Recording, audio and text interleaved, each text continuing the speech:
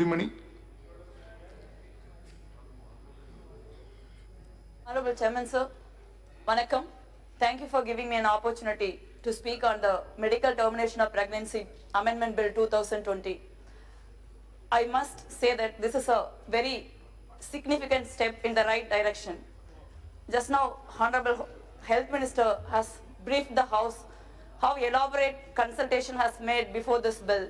I appreciate his sincere and sensible efforts. At this point, let me say with all humility that the right has not been earned overnight. It's worth here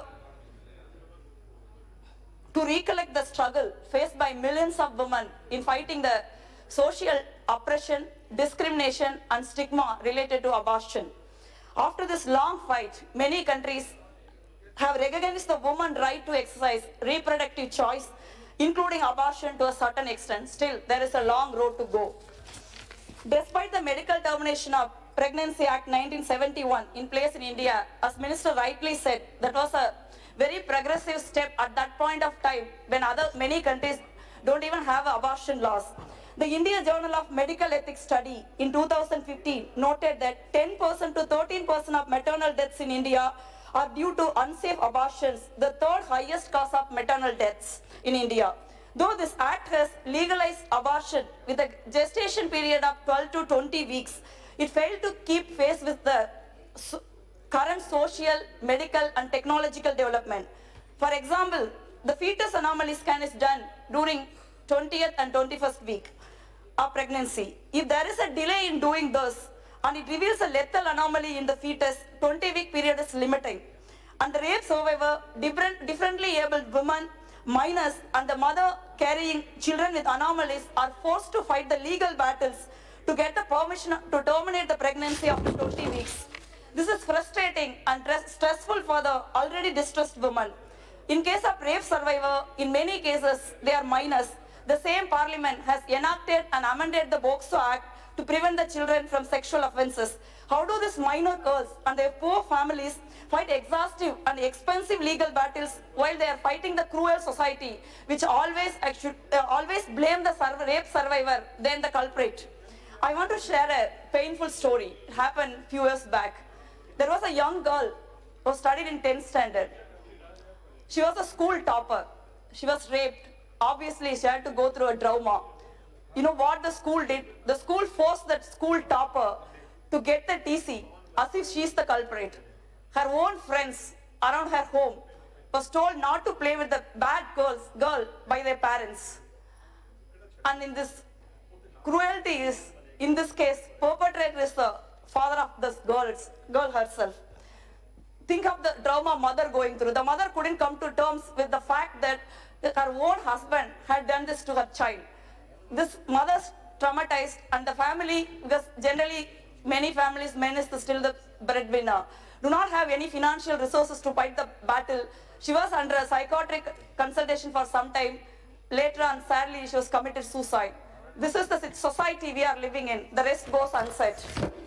In this background, the bill has taken significant step forward from the Parent Act. I would like to quote from a recent case that explained the right to exercise the reproductive choice very clearly. I quote, "The right to exercise reproductive choice is the right to choose whether to conceive and carry pregnancy to its full term or to terminate it at the core of one's privacy, dignity, personal autonomy, bodily integrity, self-determination, and right to health recognized by Article 21 of the Constitution," says the writ petition filed by Ms. Swati Agarwal, Garima, and Prachi seeking to decriminalize abortion and allowing women the right to exercise their reproductive right in the Supreme Court.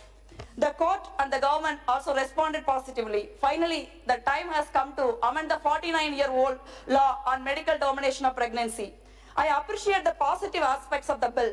It will go a long way in enabling women to exercise the right to abortion and avoid compulsion process of legal battle. Sir, it is appreciable that this bill has extended the pregnancy termination time period from 20 weeks in the Principal Act to 24 weeks.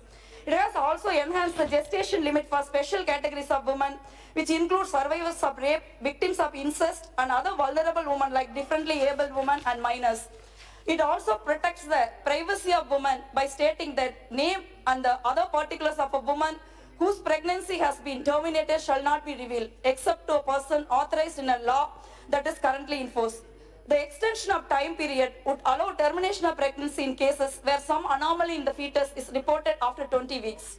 Significantly, the bill also applies to unmarried women and therefore relaxes one of the regressive clauses of the 1971 Act, that is, single woman couldn't cite contraceptive failure as a reason for seeking an abortion. However, I also want to raise certain concerns and clarifications and suggestions regarding to the bill. We are aware that the preference for a male child keeps sex determination centers in business in spite of its illegal status. Survey conducted with the SRS also showed that the national average of the sex ratio is only 900. Chhattisgarh has the highest sex ratio of 961, while Haryana was recorded the lowest at 831. It shows that many people are still resorting to the female feticide. We have to ensure that the law is not misused. According to 2017 data, 59 countries allowed elective abortions, of which only 7 permitted the procedure after 20 weeks, like Canada, China, the Netherlands, North Korea, Singapore, the United States, and Vietnam. Now India has joined them. I appreciate the Honorable Health Minister for this milestone.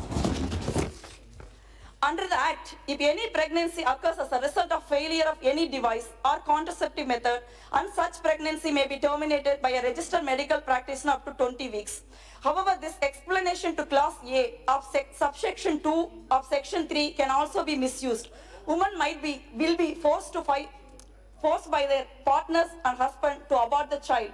If it is a forced abortion, the woman will go through the more mental trauma than the pregnancy itself. This has to be taken care of.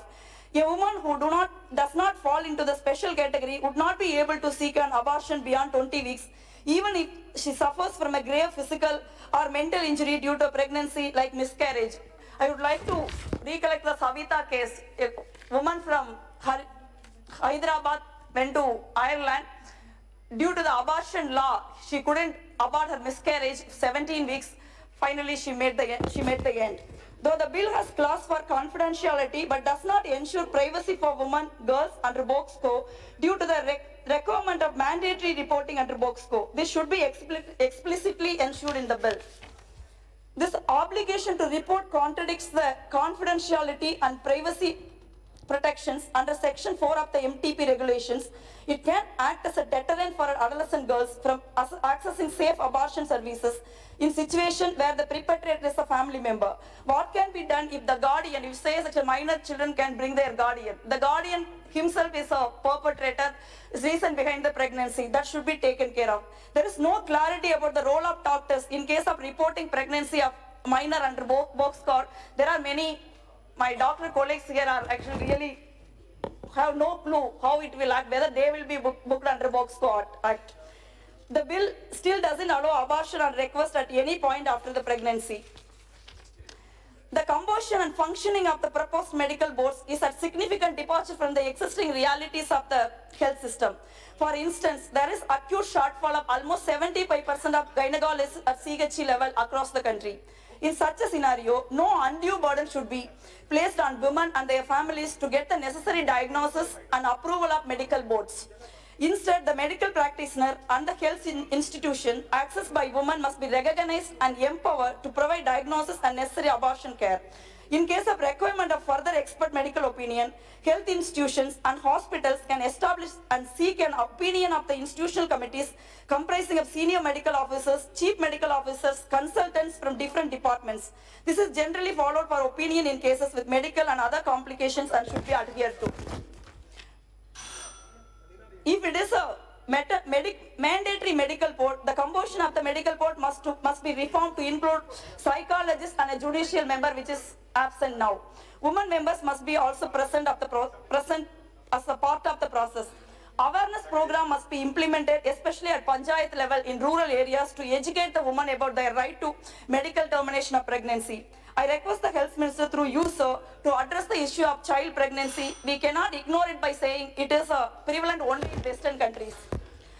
Though medical termination of pregnancy bill 2020 is a step in the right direction, the government needs to ensure that all norms and standardized protocols in clinical practice to facilitate abortions are followed in healthcare institutions across the country.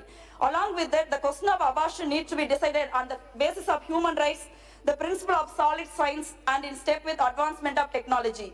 And it should allow abortion on request of the woman rather than approval of the medical practitioner on our board. With these words, I conclude. Thank you.